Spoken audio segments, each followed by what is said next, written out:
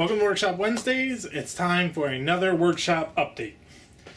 So as you can see, I started cleaning up my shop. I haven't really gotten very far, so I'm still working on it. I had spent a lot of time this weekend doing videos so that I can get ahead of the game.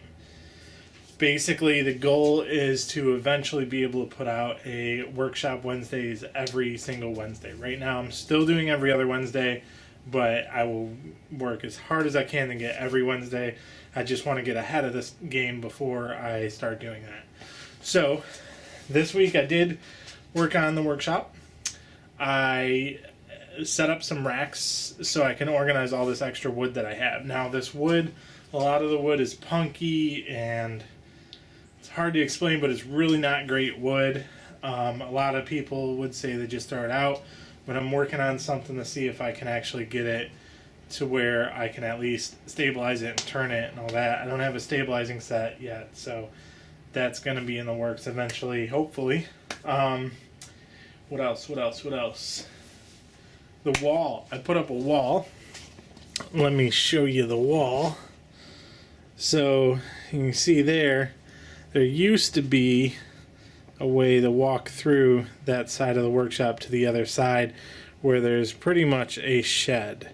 Now that shed I just use for storage, for like things like the lawnmower and things like that. Things that don't have anything to do with workshops. Well, Workshop Wednesdays. So I wanted a divider there. Now the divider there, along with the ceiling that I put up a while ago, and some fixings on the door, and this is going to be a contained workshop where the AC unit and possibly a heater, because right now Florida is extremely cold for Florida, it'll make it a lot easier to work in the shop. So during the winters it'll be a lot warmer, so that I can, because I'm going to put in a little space heater in here probably this weekend, and the AC unit is going to keep it nice and cool for the summers.